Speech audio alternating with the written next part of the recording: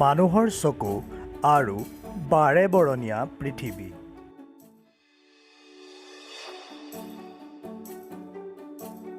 মানুহৰ চকুৰ মূল অংশটি হৈছে প্ৰায় 2.3 চেণ্টিমিটাৰ ব্যাসৰ এটি প্ৰায় গোলাকাৰ অংশ, যাৰ নাম অক্ষিগোলক। এই অক্ষিগোলকৰ ভিতৰৰ অংশসমূহৰ বিষয়ে জানিবলৈ এটি পাৰ্শ্বচিত্ৰ চাওঁ। এই চিত্ৰত অক্ষিগোলকৰ একেবাৰে সন্মুখৰ স্বচ্ছ অংশটিয়ে হৈছে কৰ্ণিয়া। কৰ্ণিয়াৰ ঠিক পিছতে থকা স্বচ্ছ জেলি সদৃশ পদাৰ্থখিনি হৈছে নেট্ৰোড বা একুৱাছ হিউমাৰ। ইয়াৰ পাছতেই আমি পাওঁ এখন গোলাকাৰ পেশীবহুল পৰ্দা, যাক আমি আইৰিছ নামেৰে জানো। এই আইৰিছ নামৰ পৰ্দাখনৰ বৰণৰ বাবেই পৃথিৱীৰ বিভিন্ন মানুহৰ চকুৰ বৰণ ভিন ভিন হয়।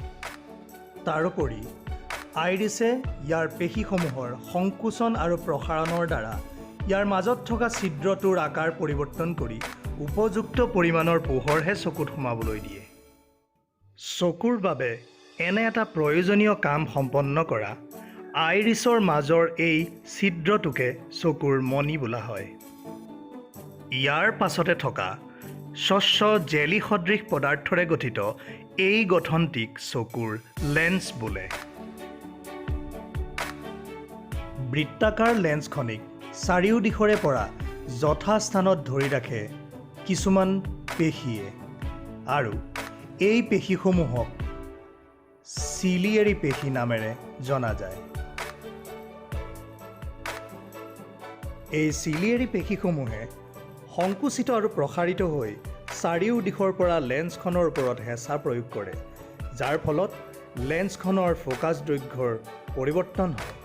এই পৰিৱৰ্তনৰ ফলতেই চকুৰ লেন্সে ইয়াৰ মাজেদি পাৰ হোৱা পোহৰ ৰশ্মি উপযুক্ত স্থানত ফ'কাছ কৰিব পাৰে। ইয়াৰ পাছতেই অক্ষিগোলকৰ সৰ্বাধিক অংশ জুৰি থকা স্বচ্ছ জেলি সদৃশ পদাৰ্থবিধ পোৱা যায়, যাক নেট্ৰমেট বা ভিট্ৰিয়াছ হিউমাৰ বোলে। ইয়াৰ পাছতে আমি পাওঁ অক্ষিগোলকৰ বেৰত লাগি থকা এখন সংবেদনশীল পৰ্দা, য'ত আমি দেখা বস্তুৰ প্ৰতিবিম্ব গঠন হয়। এই সংবেদনশীল পৰ্দাখনিক অক্ষিপট বা ৰেটিনা বুলি কোৱা হয়। ৰেটিনাত গঠন হোৱা প্ৰতিবিম্বৰ অনুভূতি ইয়াত সংযুক্ত হৈ থকা নেত্ৰস্নায়ুৱে বৈদ্যুতিক সংকেত ৰূপে মগজুলৈ কঢ়িয়াই নিয়ে। চকুৰ গহ্বৰৰ ভিতৰত অক্ষিগোলকটো লৰচৰ কৰিবৰ বাবে ইয়াত ছযোৰাকৈ পেশী সংযুক্ত হৈ থাকে। এই পেশীসমূহক নেত্ৰপেশী বা এক্সট্ৰা অকুলাৰ মাছলছ বোলা হয়। অক্ষিগোলকৰ সকলোবোৰ অংশই এক সমন্বয়েৰে কাৰ্য সম্পাদন কৰে যদিও মানুহে কেতিয়াবা কিছুমান বস্তু দেখা পোৱাত অসুবিধাবোধ কৰে। এনে অসুবিধাবোৰকে চকুৰ বিকাৰ বোলা হয়। এনে বিকাৰ তিনি ধৰণৰ: মায়োপিয়া বা নিকট দৃষ্টিগ্ৰস্ততা, হাইপাৰমেট্ৰোপিয়া বা দূৰ দৃষ্টিগ্ৰস্ততা, আৰু প্ৰেছবায়োপিয়া। এযোৰ সুস্থ চকুৱে কিমান দূৰলৈকে স্পষ্টভাৱে দেখা পাব পাৰে বাৰু? সুস্থ চকুৱে স্পষ্টভাৱে দেখা পাব পৰা সৰ্বোচ্চ দূৰত্বক চকুৰ দূৰবিন্দু বোলা হয়। এযোৰ সুস্থ চকুৱে অসীম দূৰত্বলৈকে স্পষ্টভাৱে দেখা পাব পাৰে।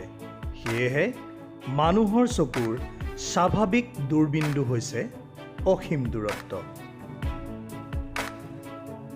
আনহাতে মানুহৰ চকুৱে এক নিৰ্দিষ্ট দূৰত্বতকৈ ওচৰৰ বস্তু চকুৰে ভালদৰে মনিব নোৱাৰে। অৰ্থাৎ এযোৰ সুস্থ চকুৰ বাবে স্পষ্ট দৃষ্টিৰ এক নিম্নতম দূৰত্ব আছে, আৰু সেই দূৰত্ব প্ৰায় 25 চেণ্টিমিটাৰ। এই দূৰত্বকেই চকুৰ নিকট বিন্দু বুলি কোৱা হয়। মানুহৰ চকুৰ দূৰবিন্দু অসীমত, অৰ্থাৎ এযোৰ সুস্থ চকুৱে অসীম দূৰত্বলৈকে স্পষ্টভাৱে দেখা পায়। মানুহৰ চকুৰ নিকট বিন্দুৰ দূৰত্ব 25 সেণ্টিমিটাৰ, অৰ্থাৎ 25 সেণ্টিমিটাৰ দূৰত্বৰ পৰা আঁতৰলৈ মানুহে স্পষ্টভাৱে দেখে। আলোচনা কৰোঁ মায়োপিয়া বা নিকট দৃষ্টিগ্ৰস্ততাৰ বিষয়ে। আমি ইতিমধ্যে আলোচনা কৰিছোঁ যে এযোৰ সুস্থ চকুৰ বাবে দূৰবিন্দু অসীমত হয়, সেয়েহে অসীমৰ পৰা অহা পোহৰ ৰশ্মি ৰেটিনাত স্পষ্টকৈ ফ'কাছ হয়। কিন্তু কিছু ক্ষেত্ৰত চকুৰ এই দূৰবিন্দু অসীমৰ পৰা ওচৰ চাপি গুচি আহে। এই বিকাৰটিকেই মায়োপিয়া বা নিকট দৃষ্টিগ্ৰস্ততা বোলা হয়। এনে বিকাৰযুক্ত চকুৰ ক্ষেত্ৰত চকুলৈ অসীমৰ পৰা অহা পোহৰ ৰশ্মি ৰেটিনা পোৱাৰ বহুত আগতেই ফ'কাছ হয় আৰু ফলস্বৰূপে চকুৱে কোনো স্পষ্ট প্ৰতিবিম্ব দেখা নাপায়। এই বিসংগতি দূৰ কৰাৰ এটি উপায় হ'ল অৱতল লেন্সৰ ব্যৱহাৰ। অৱতল লেন্সে সমান্তৰাল পোহৰ ৰশ্মিসমূহ এনেদৰে অপসাৰী কৰে যে চকুৰ বাবে সেয়া ৰশ্মি দূৰবিন্দুৰ পৰা অহা যেন লাগে, আৰু সেয়েহে এই ৰশ্মিসমূহ লেন্সে অতি সহজেই ৰেটিনাত ফ'কাছ কৰে। এইদৰেই অৱতল লেন্সৰ ব্যৱহাৰৰ দ্বাৰা মায়োপিয়াযুক্ত চকুৰ বিসংগতিসমূহ দূৰ কৰিব পাৰি। এতিয়া আলোচনা কৰোঁ হাইপাৰমেট্ৰপিয়া বা দূৰদৃষ্টিগ্ৰস্ততাৰ বিষয়ে। এযোৰ সুস্থ চকুৰ ক্ষেত্ৰত চকুৰ নিকট বিন্দু 25 সেণ্টিমিটাৰ দূৰত্বত থাকে যদিও বিসংগতিপূৰ্ণ চকুৰ বাবে এই নিকট বিন্দু দূৰত অৱস্থান কৰে। এই বিকাৰটিকেই হাইপাৰমেট্ৰপিয়া বা দূৰদৃষ্টিগ্ৰস্ততা বোলা হয়। এই বিকাৰৰ ফলত চকুৰ ওচৰৰ বস্তুৰ প্ৰতিবিম্ব ৰেটিনাৰ পাছফালে ফ'কাছ হয় আৰু ফলত চকুৱে ওচৰৰ বস্তুবোৰ ভালদৰে দেখা নাপায়। এখন উত্তল লেন্স ব্যৱহাৰ কৰি এই বিকাৰ দূৰ কৰিব পৰা যায়। উত্তল লেন্সে চকুৰ ওচৰৰ বস্তুবোৰৰ পৰা অহা পোহৰ ৰশ্মি এনেদৰে অভিসাৰী কৰে যে সেই ৰশ্মি নিকট বিন্দুৰ পৰা অহা যেন লাগে, ফলত চকুৱে সেই ৰশ্মি অতি সহজেই ৰেটিনাত ফ'কাছ কৰে। গতিকে উত্তল লেন্সযুক্ত চশমা ব্যৱহাৰ কৰি দূৰদৃষ্টিগ্ৰস্ততাৰ বিকাৰ দূৰ কৰিব পৰা যায়। এতিয়া আলোচনা কৰোঁ প্ৰেছ বায়োপিয়াৰ বিষয়ে। মানুহৰ চকুৱে অসীমৰ দূৰবিন্দুৰ পৰা অহা পোহৰ ৰশ্মি স্পষ্টভাৱে ৰেটিনাত ফ'কাছ কৰিব পাৰে। লগতে চকুৰ নিকট বিন্দু বা তাতকৈ দূৰৰ পৰা অহা পোহৰ ৰশ্মিও লেন্সৰ ফ'কাছ দৈৰ্ঘ্যৰ সমাযোজন ঘটাই স্পষ্টভাৱে ৰেটিনাত ফ'কাছ কৰিব পাৰে। কিন্তু বাঢ়ি অহা বয়সৰ লগে লগে চকুৰ স্ফটিকমণ্ডিত লেন্স গঠন কৰা জেলি সদৃশ পদাৰ্থবিধৰ স্থিতিস্থাপকতা কমি আহে। লগতে চিলিয়েৰী পেশীসমূহৰ সংকোচন প্ৰসাৰণ ক্ষমতা কমি অহাৰ ফলত লেন্সৰ সমাযোজন ক্ষমতা হ্ৰাস পায়। ফলস্বৰূপে অধিক দূৰত্বৰ বস্তু তথা নিচেই কম দূৰত্বৰ বস্তুসমূহৰ প্ৰতিবিম্ব ৰেটিনাত ফ'কাছ কৰাত চকুৱে অসুবিধা বোধ কৰে। অধিক দূৰত্বৰ বস্তুসমূহৰ প্ৰতিবিম্ব চকুৱে ৰেটিনাৰ আগফালে ফ'কাছ কৰে আৰু নিচেই কম দূৰত্বৰ বস্তুসমূহৰ প্ৰতিবিম্ব চকুৱে ৰেটিনাৰ পিছফালে ফ'কাছ কৰে। অৰ্থাৎ এই বিকাৰত ভোগা চকুৱে মাথো মধ্য দূৰত্বৰ বস্তুসমূহৰ প্ৰতিবিম্বহে ৰেটিনাত স্পষ্টকৈ ফ'কাছ কৰিব পাৰে। সেয়েহে এই বিকাৰ সংশোধনৰ বাবে মানুহৰ চকুক দুই ধৰণৰ লেন্সৰ প্ৰয়োজন হয়। এই বিকাৰযুক্ত চকুৱে আঁতৰৰ বস্তুসমূহ স্পষ্টকৈ দেখিবৰ বাবে অৱতল লেন্স আৰু ওচৰৰ বস্তুসমূহ স্পষ্টকৈ দেখিবৰ বাবে উত্তল লেন্সৰ প্ৰয়োজন হয়।